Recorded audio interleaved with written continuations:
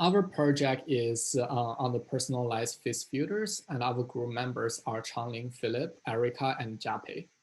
So our initial inspiration kind of came from Instagram's face filters, where they would have like stickers or filters applied relative to your face.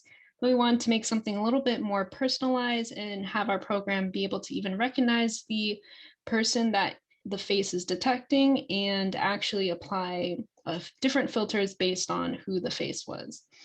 And this would occur in like 3 major steps. As you can see on your right in each of these rows, the first row is the face detection, second row is face recognition, and lastly, the AR filter projection at the end. And some of the related works we used to kind of find the best methods of going about this was HAR cascades for face detection, just because we wanted something that was quick and reliable in real time and was found to be one of the most efficient methods, as well as some experimentation with face recognition. Many of the research that we found experimented with LBPH, eigenfaces, and Fisher faces, as well as CNN. So we wanted to kind of compare our results to theirs and see if we could duplicate them. And for the filter and AR projection, we use the AruCo library to kind of have more reliable markers for that AR projection. So how we went about implementing this was first doing the face detection using the OpenCV built-in function for HAR cascades. Then we implemented a UI to help us build our image data set, which just involved pressing a button several times to capture many faces. And then using that data set, we trained some of those pre-built networks that Erica talked about that are also included in OpenCV. And then we could save it and then load it into our program for the live video recognition. So those were some options for the recognition, but we implemented a couple of our own. Here's a CNN we implemented in Keras, and 2 different ways of using it was just taking the max or softmax of that output layer. And then another was taking that fully connected layer, putting it into an embedding space, and then using a KNN classifier to do the face recognition. So again, we used HAR cascades for the face detection, and the results can be seen in the images to your right there. The bounding boxes where the specific regions were identified for the face are highlighted in blue. For the eyes, they're highlighted in green. And for any smile, whether there's one there or not, will be detected and bound in red. As the faces are detected, and we create our own training set and testing set. The training set consists of 375 images, and the testing set consists of 95 images.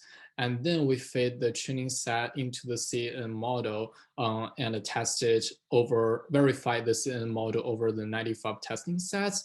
And the accuracy of both training sets and testing sets are shown on graph 1 and over the 10 epochs of training. And the CNN model reached nearly 98.5% accuracy for the testing accuracy. Using that same testing set, we experimented to see how well our classifiers each did. As you can see, the LBPH, eigenfaces, and Fisher faces all received max score, and the deep CNN and KNN were not too far behind. One thing to note was that the LBPH did likely have an upper hand because our test data had very little noise and illumination differences, since we all used a white background and had generally similar conditions. And the KNN was a bit slower, but all did really well in real time. After getting the classified label, the next step is to link it with the corresponding face filter. For the PNG file, we can get its foreground mask as well as the background reverse mask. Next slide. We'll try to explore some of the 2D manipulation methods, such as image stitching. Here, we're using the mask to get the foreground, which only has in the Pikachu, and also its reverse background scene. After combination, we can stitch them together. Next slide. We also noticed that the size and scale of the filters is very important. We also factor in the condition that when user move to the boundary of the frame, it is also being adaptable so that the filter dimension can be changed. Next slide. In addition to the fuse filter, we also want to enhance the atmosphere by projecting the cartoon's GIF in motion to the AR scene. Here we explore the AruCo marker. It has in the generator and identification part. Each marker is based on a kind of 7x7 grid systems that can be interpreted as a kind of binary code, which only has in zeros and ones. Next slide. The goal is trying to identify each marker's four corners. The process has several steps, such as flag coding and also to get the areas, filter out smaller areas, using algorithm to extract the contours, and also simplify the polygons. Here, we're also using the kind of binary code to get its corresponding marker. This is based on the method described in the paper. Next slide. Here we have the four markers. After identify their corners, we run a kind of perspective transformation to combine the reacted image as well as the background scene. Next slide. We also want to make sure that it is in motion.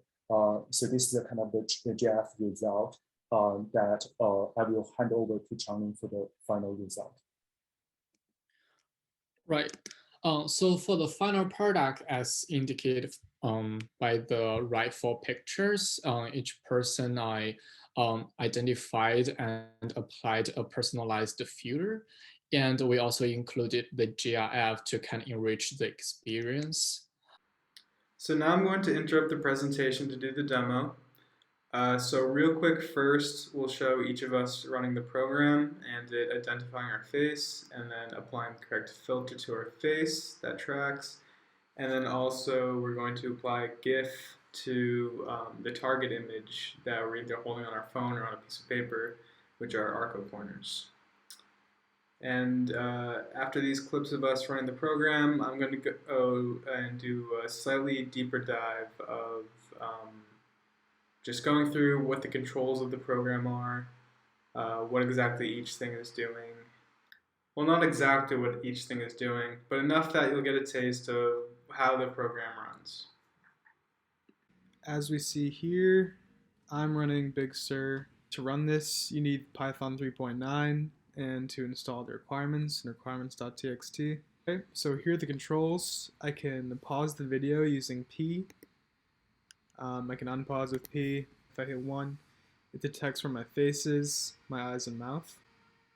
And I can turn everything off with 0. So 2 through 6 are the different recognition modes. 2, I believe, is LBPH.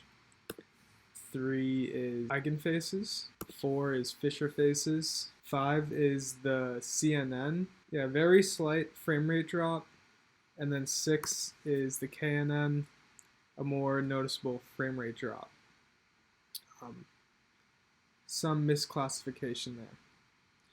Okay, and then we can see that we input some filters depending on whose face is recognized. This GIF on my left, and this always works better when you print out the target rather than using a phone. But you can see we got the animation on the target and the filter on my face. And I think the frame rate is a little worse because I'm also screen recording. We might want to toggle the filter on and off. I have the name disappear once we start the filter, but I can always bring that back and always bring back the bounding box if we want to see that. In my opinion, it looks cleanest with just the name, and then when you hit F, it automatically takes off the name. But we can always put in those things. So in conclusion, we use Haas cascades to detect the faces at the first step. And from the detection, we implemented 5 different classifiers, including the 3 provided by the OpenCV functions, which are LBBPH, organ faces, and the Fisher faces models. And we created our own deep CNN models and a Canon feature space for the face recognition. And after the face is recognized, we apply the face filter according to the person identified and project the objects or the images relative to the face region. From the analysis of our project, we identify several limitations of our current program.